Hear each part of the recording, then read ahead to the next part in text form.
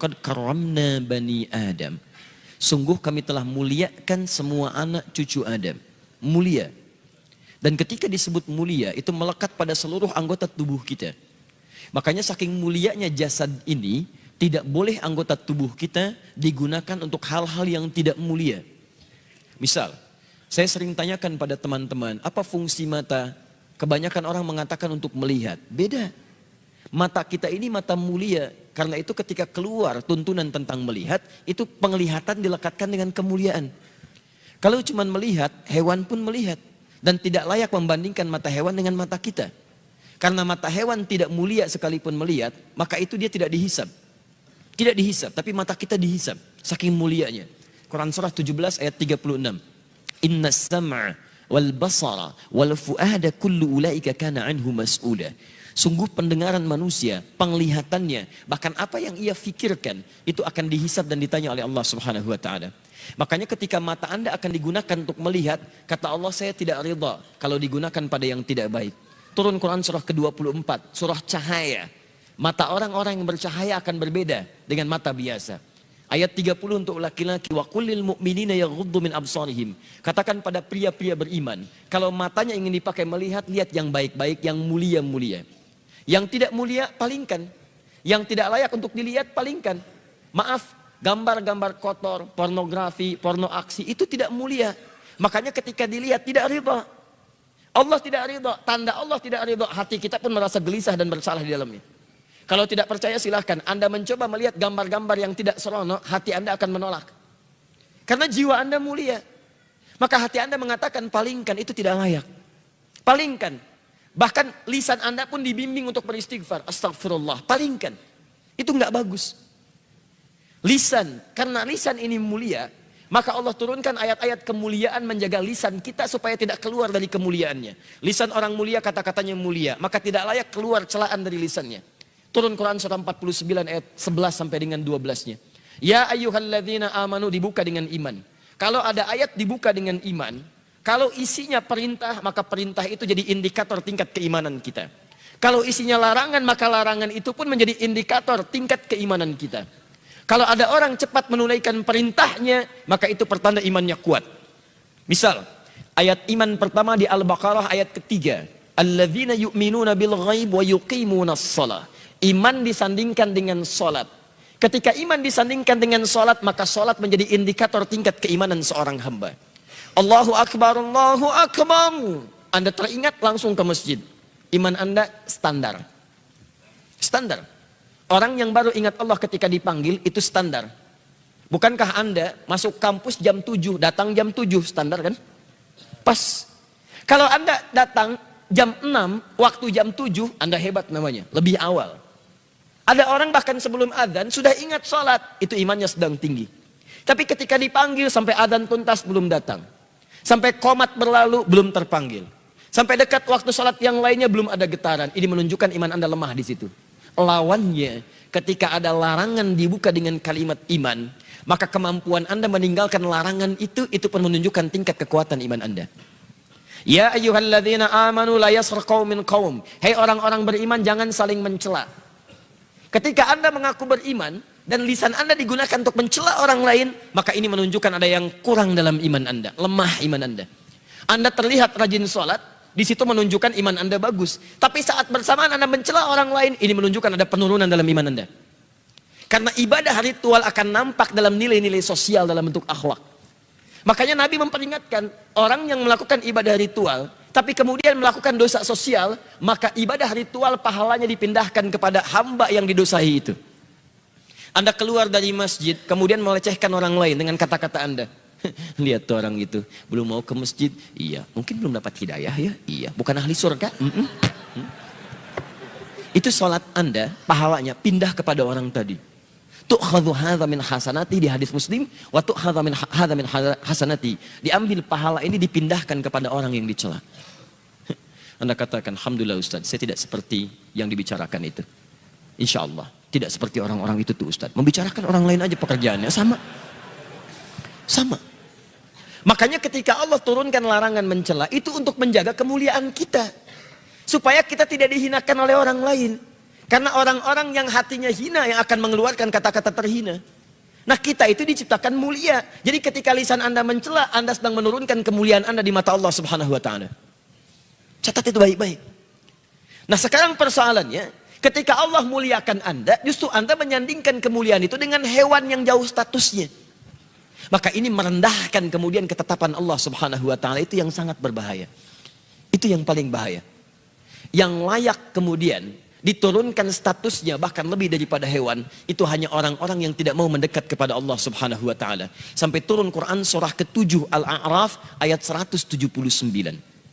Walaqad dzara'na li jahannama katsiran minal jinni wal ins lahum qulubun la yafqahuna biha wa lahum a'yunun la yubsiruna biha wa lahum adhanun la yasma'una biha ulaika kal an'am bal hum adall. Allah hanya membuat perumpamaan menyandingkan manusia sama dengan hewan, bahkan di bawah hewan ketika semua fungsi tubuhnya tidak mau menerima hidayah Allah Subhanahu wa taala. Diajak untuk mendapatkan kebaikan, akalnya sulit menerima. Dengar azan, tutup kuping. Melihat orang sholat, alergi. Kalau semua itu dibawa sampai menghadap Allah, maka kata Allah status orang itu kalau tidak mau berubah lebih rendah dibandingkan dengan hewan. Lebih rendah. Lebih rendah. Maaf, sekarang ada orang-orang yang mengajak pada kebaikan, ngajak Anda sholat, ngajak Anda mendekat pada Allah, ngajarkan isi Quran, lalu Anda turunkan status yang menjadi sama dengan hewan. Ada yang salah dengan cara berfikirnya. Saya ingin sampaikan, kita mulai dari yang kecil-kecil dulu. Kadang-kadang kita membuat sesuatu yang tidak tepat dalam pandangan Al-Quran dan Sunnah Rasulullah SAW. Dan saat yang bersamaan uniknya Anda mengatakan kami ahli Quran dan Sunnah. Di mana Qurannya, mana Sunnahnya? Awas, hati-hati. Ketika Anda pintar dalam urusan dunia, tapi awam dalam urusan agama, kadang-kadang keawaman itu bisa menurunkan status kepintaran Anda sampai tidak bisa mencerna logika yang sangat sederhana. Ingat, pintar itu anugerah, tapi bodoh itu pilihan. Paham sampai sini? Baik, alhamdulillah. Kenapa hilang tulisannya? Oh, ini whiteboardnya agak unik. Ketika saya ingin dihapus, tidak dihapus. Ketika saya tidak menginginkan dihapus, hilang tulisannya. Ambil baiknya, buang buruknya. Baik. Semoga Allah ampuni dosanya. Saya mutis nulis lagi.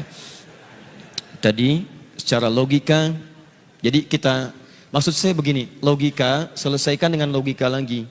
Kadang-kadang tidak perlu banyak dalil untuk melawan logika yang salah. Sesuatu yang salah itu sederhana, selesai, nggak perlu banyak dalil. Saya pernah ditanya, Ustadz, ini orang liberal, Ustadz, fungsi sholat itu mencegah perbuatan keji dan mungkar. Dia turunkan dalil, Quran surah 29 ayat 45. Inna sholata tanha 'anil fahsya'i wal munkar. Sekarang saya sudah bisa menata diri menjauhi perbuatan keji dan mungkar. Berarti saya sudah tidak perlu sholat lagi.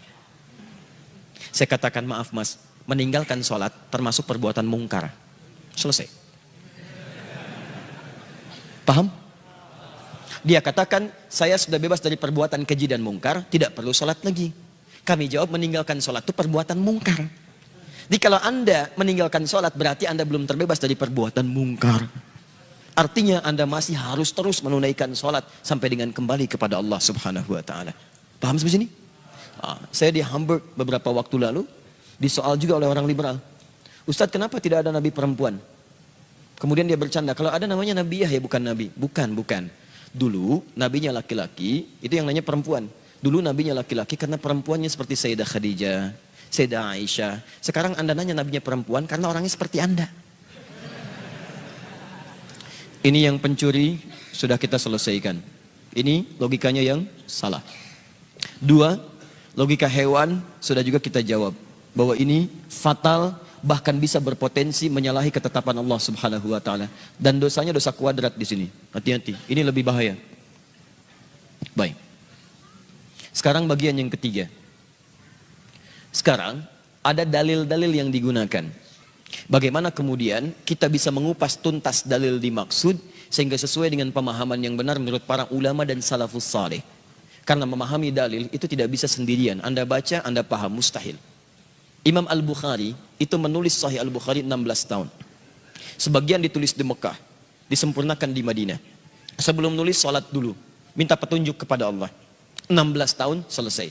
Kemudian Anda 16 hari memberikan fatwa dengan itu. Bagaimana bisa memahaminya? Makanya para ulama kemudian membuat kaidah-kaidah, bahkan dituangkan di hadis Muslim. Nomor hadis kita akan lihat misalnya Kita ambil halaman 119 dulu. Di jilid yang pertama. Paling kiri sebelah atas. Riwayatnya sampai ke Ibnu Sirin dan masuk dalam Sahih Muslim. Babnya Babul Isnad Minad Din. Babul Isnad Minad Din. Alhamdulillah. Bab belajar agama dengan sanad. Sanad itu runtutan pengetahuan atau periwayat yang tersambung kepada Nabi SAW. Jadi kalau Anda ingin belajar, Anda mesti cari guru-guru yang benar, yang menyampaikan pengetahuan-pengetahuan yang itu tersambung sanadnya ke Nabi SAW. Dapat dari si fulan, dapat dari si fulan, dapat dari si fulan, itu sanad. Nah kalau Anda memahami nilai pengetahuannya yang membimbing kita dalam beraktivitas, itu pengetahuannya disebut dengan isnad namanya. Nah kata para ulama, pastikan kalau Anda ingin belajar, cari guru-guru yang ketika menyampaikan nilai-nilai pengetahuan, itu bisa dipertanggungjawabkan benar secara urutan sampai kepada Nabi SAW. Kenapa pentingnya? Karena ketika Anda belajar keliru, maka praktek ibadahnya, ad-dinnya itu bisa salah. Baik, contoh. Apa artinya ad-din? Agama. Apa artinya agama? Ad-din. Apa artinya ad-din? Agama. Apa artinya agama? Ad-din. Baik, sudah. Kita kembalikan kepada Allah. Ya Allah, apa itu ad-din? Turun Quran surah ketiga ayat 19. Inna ad-dina indallahil Islam. Al-Islam. Jadi ad-din adalah Islam. Apa itu Islam? Ad-din. Apa itu ad-din? Islam. Apa itu Islam? Ad-din. Nah, sudah. Kembalikan kemudian keterangan Allah yang disampaikan pada Rasulullah. Terdapat di hadis Muslim nomor hadis yang ke-8. Dikutip oleh Imam An-Nawawi dalam kitab Al-Arba'in nomor hadis yang kedua. Al-Islamu an tasyhada an la ilaha illallah wa anna Muhammadar Rasulullah wa tuqimas shalah wa tu'tiyaz zakah wa tasuma Ramadan wa tahujjal baita in istata'ta ilaihi sabila. Islam itu syahadat, kemudian salat, kemudian zakat, kemudian puasa, kemudian haji. Ambil contoh, lihat persamaannya. Teman-teman sudah mudah untuk memahami persamaan. Ad-din sama dengan Islam. Islam sama dengan 5 pokok ini. Yang pokoknya ini. Taruhlah kita keluarkan ad-din sama dengan Islam, Islam sama dengan salat. Jadi ad-din sama dengan menunaikan sholat. Sekarang kita praktekkan, kalau Anda ingin belajar ad-din, belajar tentang sholat, maka cari pengetahuan-pengetahuan cara sholat yang referensinya tersambung sampai ke Nabi SAW. Sebab ketika Anda salah belajar, sholat Anda bisa salah. Contoh, saya ambil contoh misalnya. Maaf, mohon izin teman-teman sekalian. Anda mau takbir. Allahu Akbar. Di An-Nasai nomor hadis 886, ketika Anda sudah bertakbir, fayaqulu di Abu Dawud nomor hadis 857, fayaqulu Allahu Akbar, maka di An-Nasai disebutkan fa wada'a yadahul yumna 'alal yusra, maka dia segera meletakkan telapak kanannya di punggung kirinya. Tahan sebentar. Boleh berdiri sebentar? Jazakallahu khair. Baik ya, menghadap ke arah sini, ke sini. Nah ya. Baik, tahan di sini aja. Pegang mic-nya. Semoga Allah muliakan antum. Tahan di sini. Lihat sini. Baik. Baik. Lihat sini. Oh ini serius. Hadis Muslim hadis 1893. Man dalla ala khair falahu ajruhu mithla ajri fa'ili min ghairi an yankusa min ajri syai'. Siapa yang bisa menunjukkan, membantu, memfasilitasi pada kebaikan, dia akan dapat pahala yang sama dengan yang mengerjakan. Baik. Semoga orang yang megang mic ini mendapatkan pahala dengan yang bicara. Tanpa dikurangi sedikit pun. Baik. Dan tidak cukup dengan amin. Paskan dulu mic-nya. Ya. Tahan sini. Lihat sini. Lihat baik-baik. Teman-teman sekalian, letakkan telapak yang kanan di punggung yang kiri. Saya belum akan bicara meletakkan dulu. Tapi saya ingin bicara antara mengangkat dengan meletakkan. Itu pakai fa. Fa wada'a. Tadi di istiqamah saya sampaikan huruf fa itu di ilmu nahwu. Perhatikan baik-baik. Harfu atfin rabitin baina syai'aini bila hudud. Huruf yang berfungsi merekatkan dua peristiwa tanpa jeda. Di peristiwa pertama ngangkat, peristiwa kedua menutup, antara ngangkat dengan nutup tanpa jeda. Makanya semua ulama sepakat, semua sepakat. Nabi mencontohkan, sahabat mengikuti, ulama sepakat. Begitu Anda ngangkat, langsung letakkan. Sehingga tidak ditemukan di kitab-kitab hadis gerakan yang lain. Mohon izin, saya tidak bermaksud menyalahkan ya. Tapi ada sementara saudara kita, misal, saya tidak bermaksud menyalahkan. Kalau ada referensi kita diskusi. Begitu diangkat, Ustadz saya nggak enak, kiri dulu. Tidak sopan, kiri nggak bagus, kanan bagus. Maka yang lebih bagus Ustadz, lebih sopan. Bagaimana kalau kemudian angkat, kanan dulu masukkan, kiri begini, putar dikit. Kadang-kadang kaki naik dikit gitu ya. Bisa. Nah, ini mohon izin. Mohon maaf, ketika Anda mendapatkan referensi yang keliru, sholatnya jadi salah. Bahkan gerakan ini, jangankan di kitab hadis sahih, di kitab paling palsu pun tidak ditemukan. Di pemalsu hadis tidak tertarik memalsukan hadis ini, saking jelasnya hadisnya. Jadi kalau Anda mendapatkan referensi yang keliru, maka bahasanya bisa jadi salah. Maka dari itu para ulama menyampaikan, ketika Anda ingin belajar tentang urusan agama, maka usahakan cari referensi yang tersambung kemudian kepada Nabi SAW. Paham sampai sini? Nama siapa? Akhtaf. Akhtaf. Akhtaf. Masya Allah. Akhtaf usia berapa tahun? 13. 13. 12. 13 atau 12? 12. 12. Sekolah di mana? Angkasa.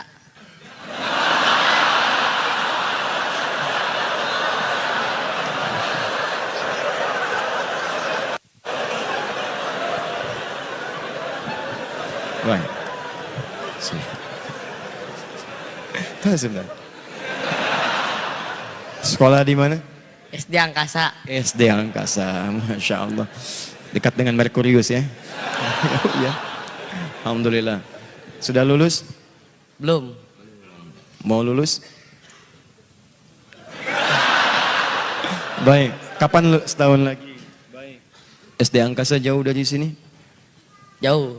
Oh, Alhamdulillah. Kalau SMP mau kemana? Pesantren. Oh, Masya Allah. Baik. Mau pesantren di mana? Jogja. Jogja. Di mana? Di Sleman. Di Sleman.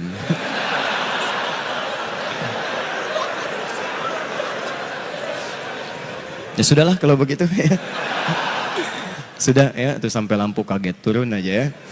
Baik, ya sudah. Akhtaf sama orang tua di sini? Enggak. Enggak, sendirian. Sama teman tuh, 1, 2. Aduh, makan apa hari ini? Baik, Akhtaf, alhamdulillah. Baik, Akhtaf apa berapa juz? 1. 1. Juz keberapa? 30 setengahnya. Hafal 1 juz, juz berapa? 30 setengahnya. Baik. Berarti setengah juz? Iya. Sudah, Akhtaf kebanyakan di angkasa jadi agak sulit. Sudah Akhtaf, silakan duduk lagi. Mas Dwi, saya beri hadiah untuk Akhtaf 5 juta rupiah insyaallah. Jazakallah khair. Waalaikumsalam. Sudah ya? Ada yang mau pegang mic lagi?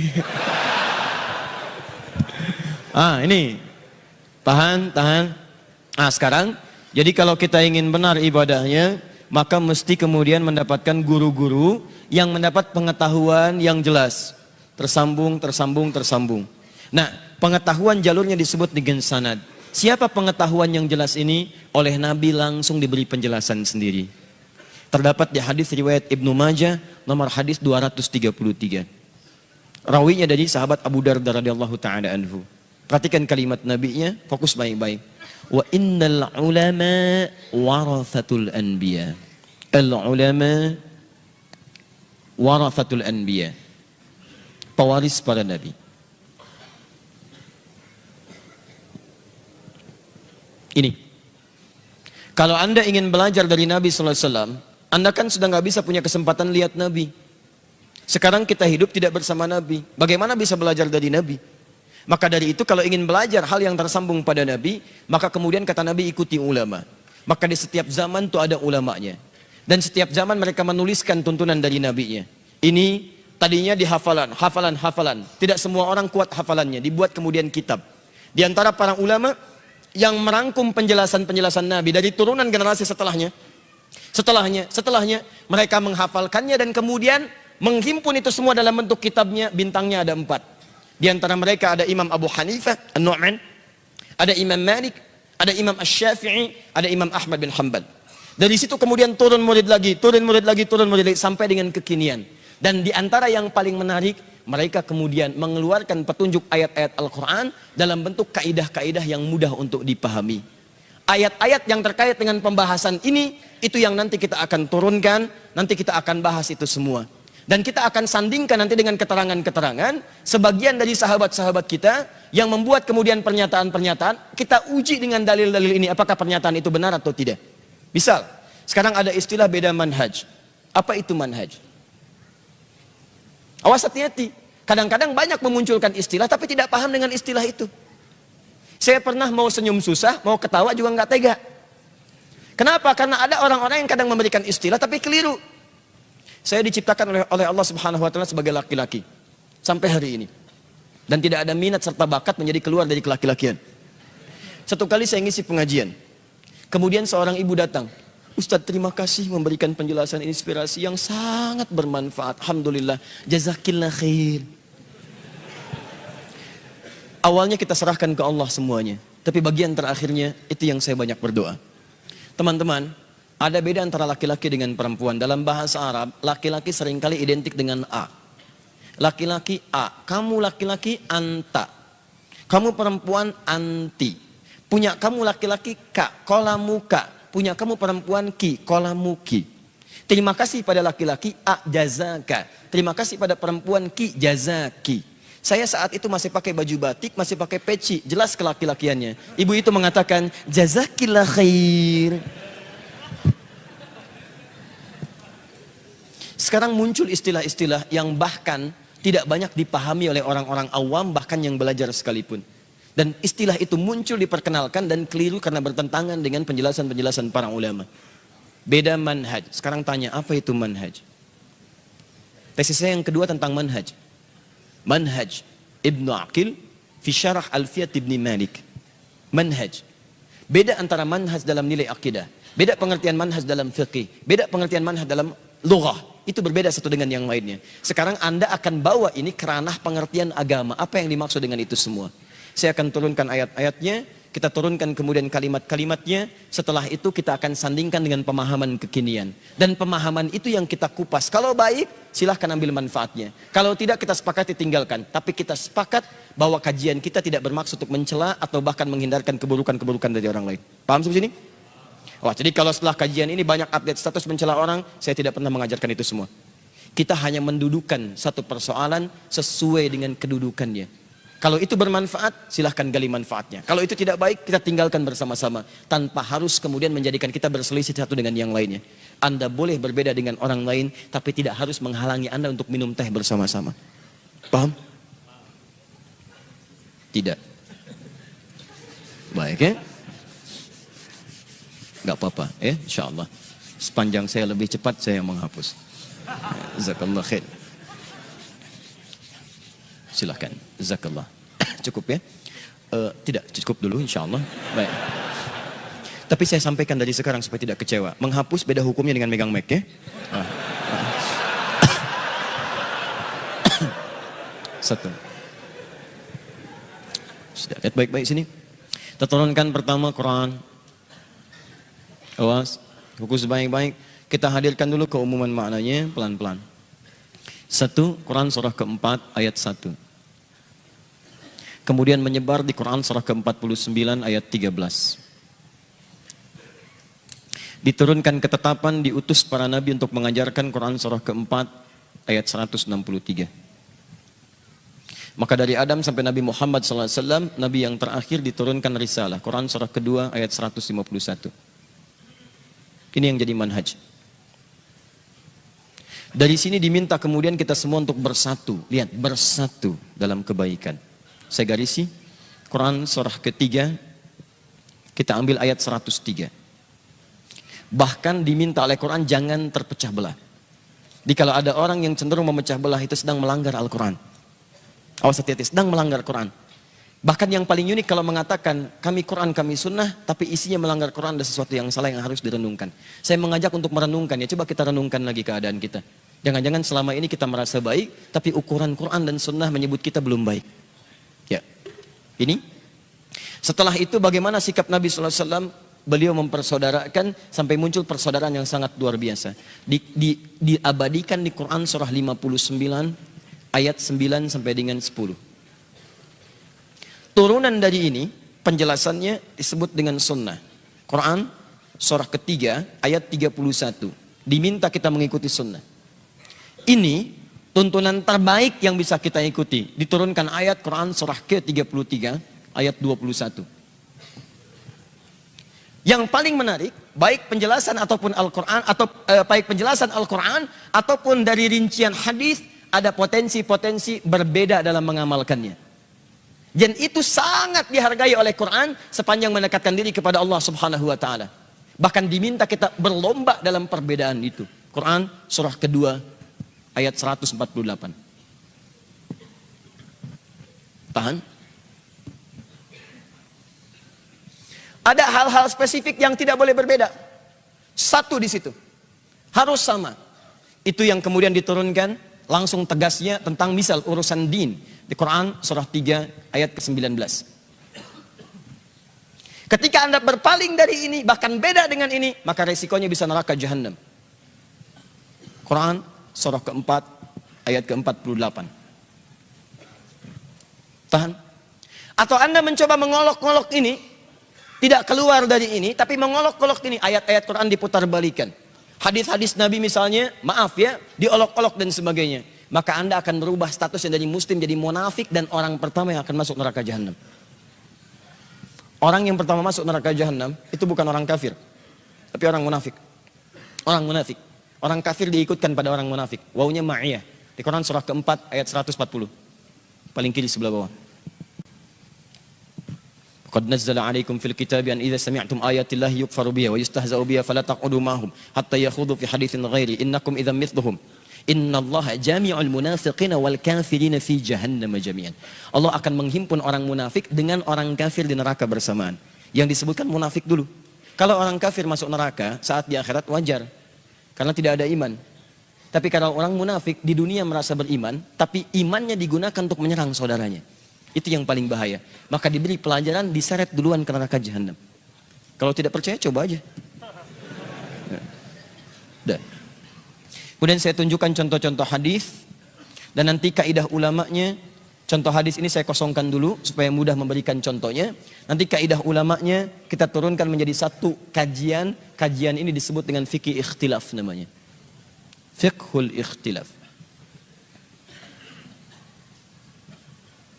Ini yang bisa menjembatani semua persoalan-persoalan perbedaan bisa dijembatani sehingga bisa saling mengerti satu dengan yang lainnya. Ada hal yang kita sepakati, di situ kita semua mesti satu. Kalau beda, itu yang kita berikan solusi. Tapi indahnya Quran, sekalipun beda, ada cara untuk memberikan solusi terbaiknya. Saya tidak pernah temukan dalam Al-Quran, kalau beda dengan dia, marahi dia. Itu nggak ada. Nggak ada. Bahkan termasuk dengan non-muslim, indah dalam Islam itu.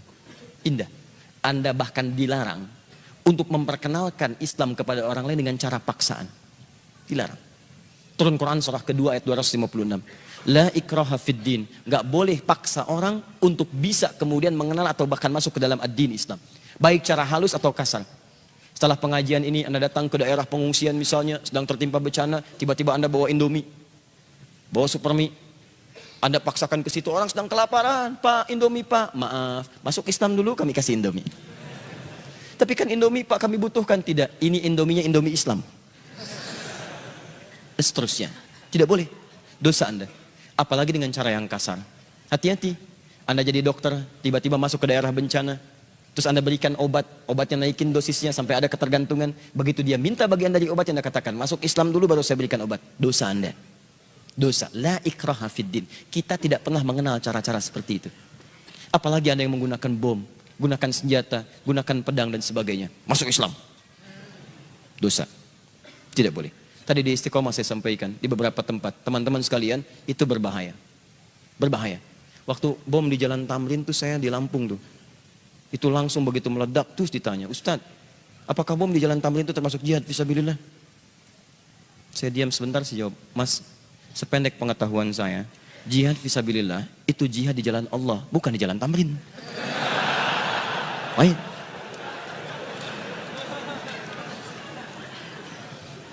Ini selesai, nanti bagian sininya, tahan sebentar. Turun Quran surah ke-16 ayat 125. Ya. Tidak. Tahan sebentar ya. Tahan. Sabar. Baik. Orang sabar itu dekat dengan Allah.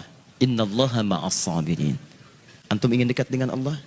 Baik, sabar. Dan orang sabar, sabar di Quran selalu disandingkan dengan masalah. Quran surah kedua ayat 155 sampai 156. Ya, walanabluwannakum bisyai. Kami akan uji setiap manusia dengan persoalan kehidupan. Minal khauf, kadang gelisah. Wal ju', kadang lapar. Wa naqsi minal amwal, harta berkurang. Wal anfus, kadang-kadang ada yang sakit sampai ada yang meninggal. Wa thamarat, kadang-kadang hasil kerja keras dirampas oleh orang lain. Wa basyiris sabirin, berikan kabar gembira pada orang sabar. Jadi sabar berbanding lurus dengan masalah. Ketika Anda minta sabar, itu biasanya orang diuji dengan masalah. Baik, masih mau sabar? Alhamdulillah. Dan ketika Anda bersabar saat ada masalah, Anda dipuji oleh Allah Subhanahu wa taala. Paham?